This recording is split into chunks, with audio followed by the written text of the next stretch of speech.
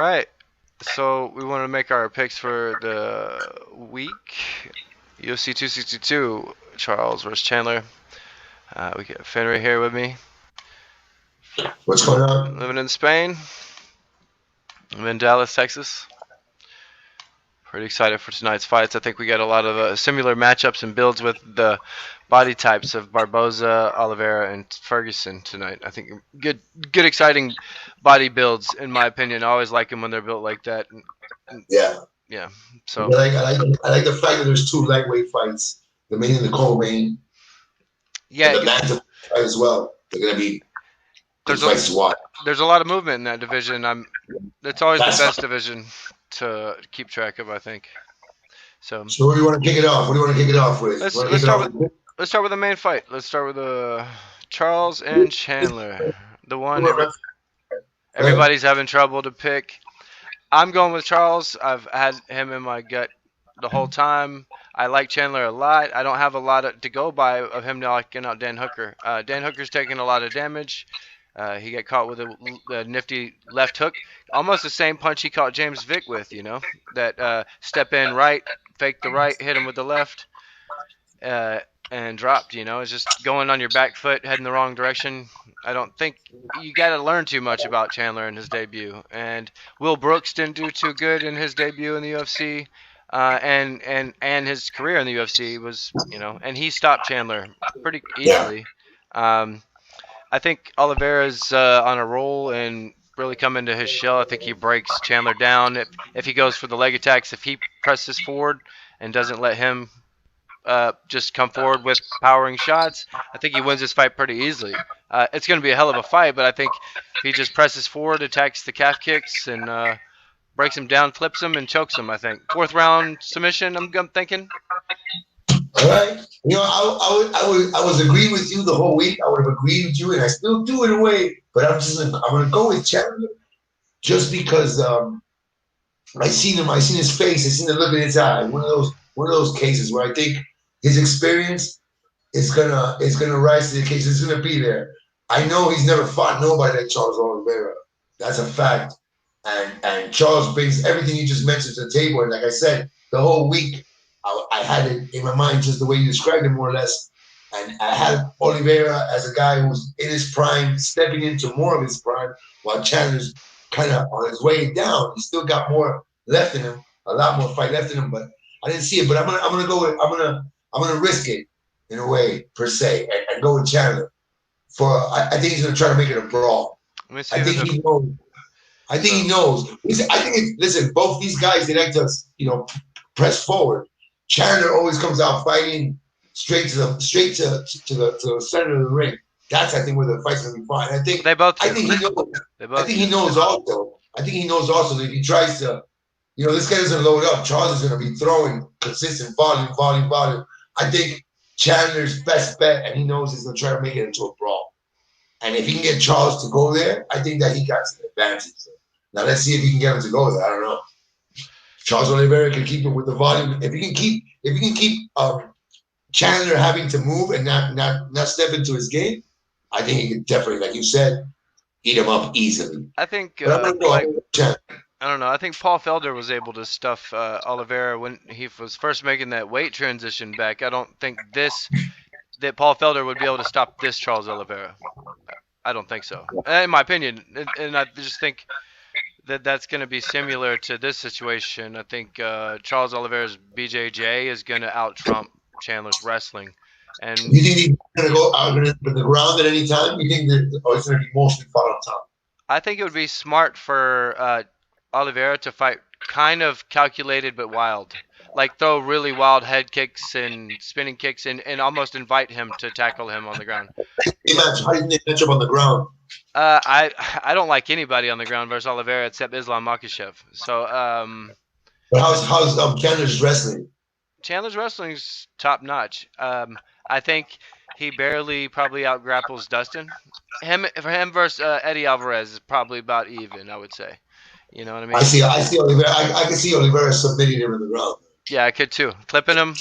He's fast. Like Tony Ferguson style. Yeah. Yeah. That's why I think Chandler is gonna try to make it a brawl. if you check out the face off, I think that's where I seen he's gonna try to make it into a brawl. You see how he's trying to get mad and hyped up and trying to get in his face and trying to intimidate him. Oliveira's been cool. so cool the past couple of performances, though. Yeah, he's almost like a killer, man. Like, yeah. He looks scared. He looked cold-blooded. And that suit he had on was sharp. He was looking good. Yeah. I like that. I like him because he's from Oliveira. I like his background. Yep. You know, I like the fact that he him and Tony got a good relationship still. It's like yeah. I didn't know that. Well, did you see where they had the little hug before the weigh-ins or whatever? I didn't see it today. No, I just seen the face-off, the actual moment these guys faced off, and that's all I got to see. Spending time with the kiddo. Yeah, he said something like, "Your time isn't over. Let's go be champions and win," or something. And then Tony picked him up. So, nice. Yeah. Nice. So, nice. I'm gonna go with Chandler. I'm gonna go with Chandler. Chandler is the underdog, 110 handicap there. So if you want to make a bet on him, he'd be good to go. I'm good. Oliveira's a favorite. I wouldn't put money on it. It's close though. Yeah, it's close. I wouldn't put money on that fight. I wouldn't put money on any of these fights we're picking. All right, so Tony Ferguson versus Beneil Dariush. I'll let you go first on this one. Right, Ferguson is coming off 2 losses back to back. I think he's gonna come out with all guns blazing. I'm a big Tony fan. I think he's cringe sometimes, but I still like him. I like his fighting style. And this guy, Dariush, I checked him out. I don't see him handling Tony in that aggressiveness. I've seen his fights. I've seen a couple of highlights today. I just don't see him matching up. But it should be a good fight. I like Tony in this one. I kind of agree. They're both kind of like similar fighters. I think Dariush reminds me like of a mini Kevin Gastelum almost. He's got that straight left down the pipe, and he's got good head movement and kind of just like boxes a lot. And wrestles when he has to. They have very similar styles. I look at him like a mini Gastelum. I see him a bit slower than Ferguson. Yeah, but he's got strong, weird power. It looks like when he hits people, it really jars them. Like one of those guys that doesn't look strong. His body type doesn't look like he's. No, but I've seen him hit people with that left hand, and they react to it. Yeah, they move. I like Tony coming off of 2 losses. It's kind of a make or break. Wouldn't you say for Tony, man? Tony 3 losses. Well, no, he's still Tony. I think when it comes to being like a needle mover and how much the fans adore Tony, he's almost crossed into that Diaz realm of love, of like fan love, and like I don't think the UFC will ever let go of somebody with that much love. No. Like when you've reached a certain point. And now if he starts to get like knocked out cold or Chuck Liddell style, I think then we can. Yeah, but he went 5 rounds getting drilled by right hands. Yeah, he got that chin, man. He's got that chin. It's crazy. Right. But both fights were almost the distance. He went the distance with Oliveira. And yeah, he did. And then the Gaethje fight, I mean, he took 30 right hands to the jaw. So I don't know. I think good long break. And I don't see him getting knocked out. I don't see him ever getting the title. I do look at Tony as a champion, though. I don't have to see him ever winning the title again. So. Yeah, it's gonna be tough, man. It'll be tough. I really want to see him versus REALMma Makhachev, though. That one's got a little bit of backstory that I think people could get behind. Yeah, what's the backstory of that? Well, he was supposed to fight Khabib 5 times, and they had all that drama. Yeah. That's right. And he keeps talking about Khabib. Like Dariush said, you're not fighting Khabib because he kept bringing him up. You're fighting me. You need to be more worried about me and not Khabib. And he keeps running his mouth. And Islam is like, you keep talking, fight me. You want Khabib, just fight me. I'll show you what Khabib's like. Yeah. Yeah. So I don't know. I want to see Islam get his shine. I hate it like when Khabib beat RDA. I knew he was the best in the division. It took so long for them to give him the shot, and I already knew he was the best for so long. Like, yeah. Why do you think that was, man? Because of Conor. If you give Khabib the belt, Conor never gets it. That's right. Conor was there. And Conor Yeah. was. It was all about Conor. That whole era was all about him. Yeah, so they But give yeah, Eddie Alvarez the shot, even though Habib already has a win over RDA. Why don't you just go ahead and give Habib that shot? Like, yes, and he out wrestles Eddie Alvarez all day long. it's all about the dividend, the bottom line. The bottom line. It's a business at the end of the day. Yep. It's a business at the end of the day. So we both got Tony Ferguson.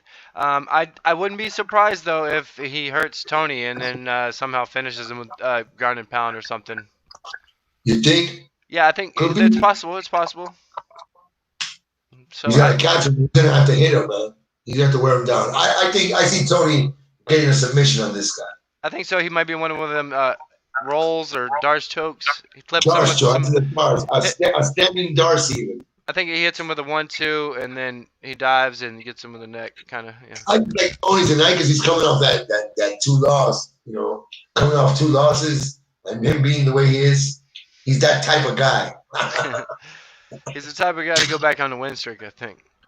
But right, so I think Dariush is a perfect fight for him. So let's get into the next one. Who we got? Shane Burgos and Edson Barboza. Go. Who you like there? Edson Barboza is my boy. I like Edson Barboza a lot. I think he got robbed in his last decision at featherweight. I think he's going to be even more comfortable the longer he sits at this division. The weight cut's easier. The speed, the power is going to start translating more once he's used to the weight.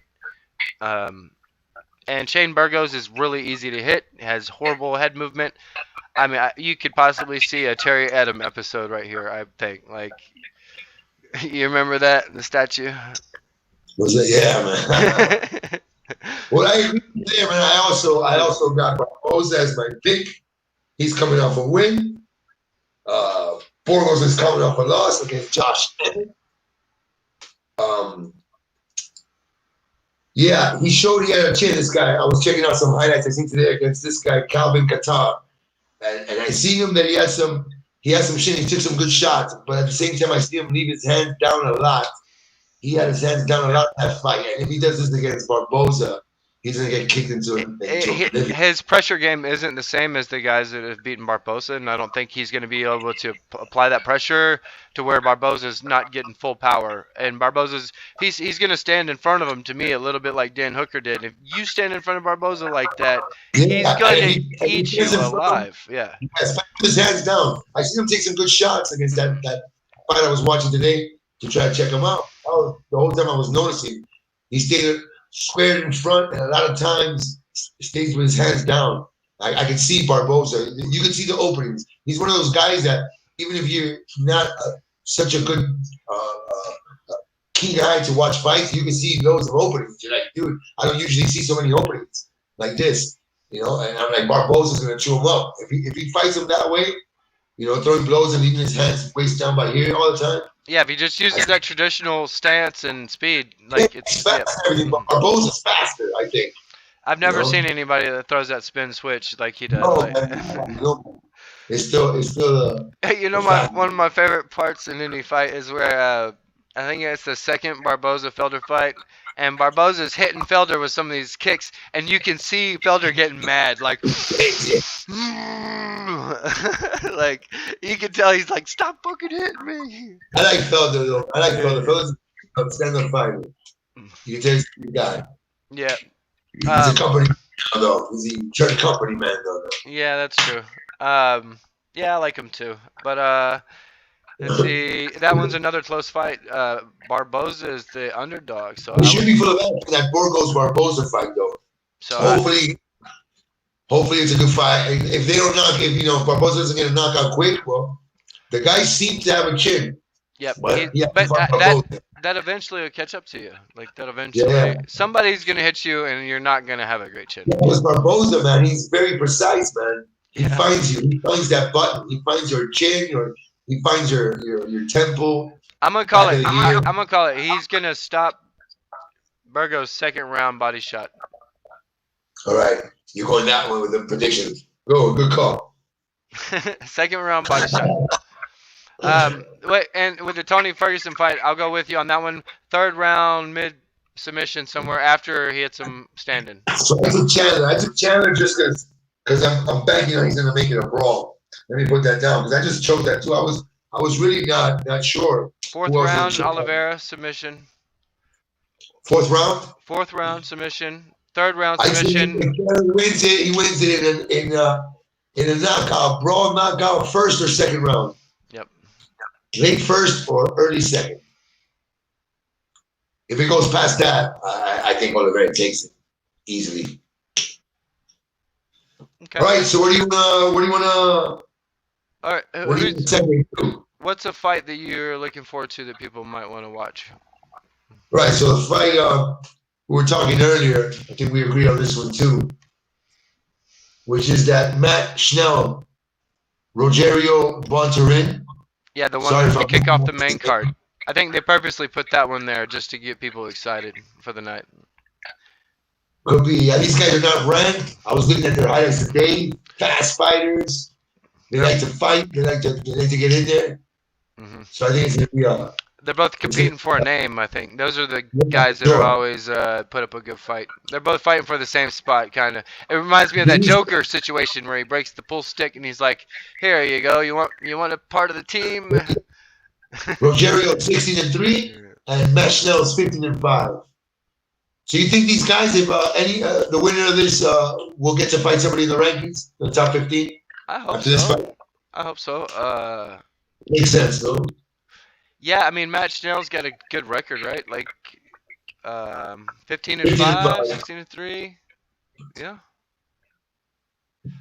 Yeah. What is he cutting down? What division is this again? This is a bantamweight. Okay, 135.